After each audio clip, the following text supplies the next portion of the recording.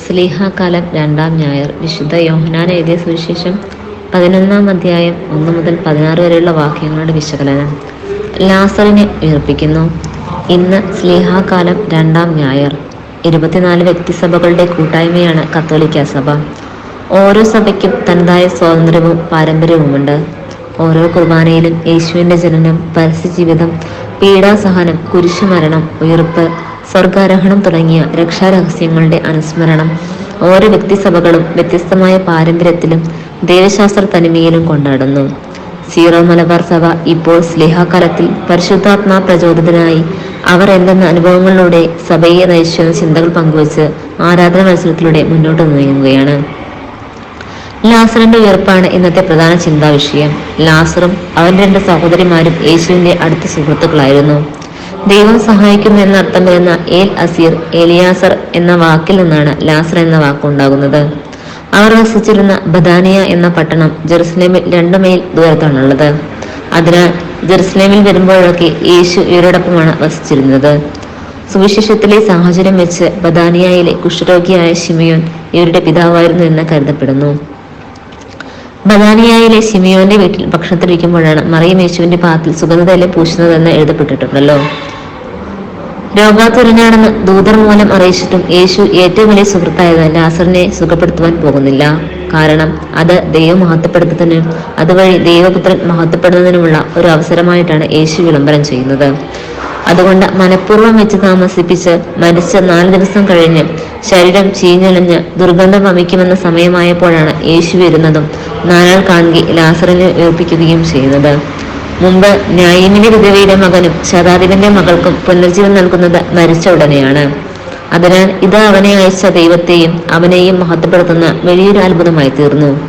ഇത് കണ്ട അനേകർ അവനെ വിശ്വസിക്കുകയും ദൈവത്തെ മഹത്വപ്പെടുത്തുകയും ചെയ്തു. സമാന്തര സുവിശേഷങ്ങളിൽ ജെറുസലേം പട്ടണപ്രവേശവും ദേവാലയ ശുദ്ധീകരണവുമാണ് അവന്റെ വധത്തിന് ആക്കം കൂട്ടിയതെങ്കിൽ യോഹന്നാന്റെ സുവിശേഷത്തിൽ ലാസറിനെ ഉയർപ്പിച്ച ഈ സംഭവമാണ് അവന്റെ വധത്തിന് അടുത്ത കാരണമാകുന്നത്. അവന്റെ കുരിശുമരണം സാത്താന്റെ തല തകർക്കുന്നതും അങ്ങനെ ദൈവദൃഷ്ടിയിൽ ഏറ്റവും വലിയ മഹത്വത്തിന് കാരണമാവുകയും ചെയ്തു. സ്നേഹിതനായ ലാസറിനെ ഉയർപ്പിക്കാൻ 2 ദിവസത്തെ വഴി യാത്ര ചെയ്ത ബഥാനിയ വരെ വരേണ്ട ഒരു കാര്യവും യേശുവിനില്ലായിരുന്നു. കാരണം അവൻ ദുരിതത്തിന്റെ മേൽ അധികാരമുള്ളവനായിരുന്നു. അവൻ രോഗത്തിന്റെ മേലും അധികാരമുള്ളവനാണ്. 5 അപ്പത്തെ 5000 ആക്കാൻ അധികാരമുള്ളവനാണ്. ആർത്തിരുന്ന കടലിന് മീതെ നടക്കാനും അതിനെ ശാന്തമാക്കാനും അധികാരമുള്ളവനാണ്.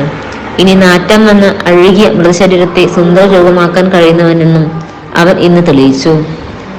മരിച്ചിട്ടും സ്വയം ഉയർത്തെഴുന്നേൽക്കാനും പഞ്ചഭൂതങ്ങൾക്ക് അതീതനാണെങ്കിലും പഞ്ചേന്ദ്രിയങ്ങളോടുകൂടി പ്രത്യക്ഷപ്പെടാനും അവന് കഴിയും. നമ്മുടെയൊക്കെ ഉയർപ്പിന് ആധാരമായി സ്വർഗത്തിലേക്ക് സ്വയം എഴുന്നള്ളിയവനാണ്. എന്നും നമ്മോടൊപ്പമായിരിക്കാൻ ഗോതമ്പപ്പത്തിലെ കുർബാനയെ സത്യമായും എഴുന്നള്ളുന്നവനാണ്. അവസാന വിധിനാളിൽ വാനമേഘങ്ങളിൽ വീണ്ടും എഴുന്നള്ളുന്നവനാണ്. ഇങ്ങനെ നാം ഏറ്റുചൊല്ലുന്ന വിശ്വാസ പ്രമാണങ്ങളൊക്കെ ഏറ്റുചൊല്ലുവാൻ നാറ്റം വന്നവനെ ഉയർപ്പിച്ച ഈ സംഭവം നമ്മെ പ്രാപ്തരാക്കുന്നു. ഇനി നമ്മുടെ ജീവിതത്തിലേക്ക് നമുക്കൊന്ന് എത്തി നോക്കാം. ഒരിക്കലും രക്ഷപ്പെടുകയില്ല എന്നും മോചനമില്ല എന്നും കരുതി നിരാശ കൊണ്ടിരിക്കുന്ന ജീവിത സാഹചര്യങ്ങൾ കർത്താവിനെ വിളിച്ചപേക്ഷിക്കാൻ നാം ഓർക്കാറുണ്ടോ? മനസ്സ് മരവിച്ച് ചീഞ്ഞഴിഞ്ഞായിട്ടുണ്ടാകും.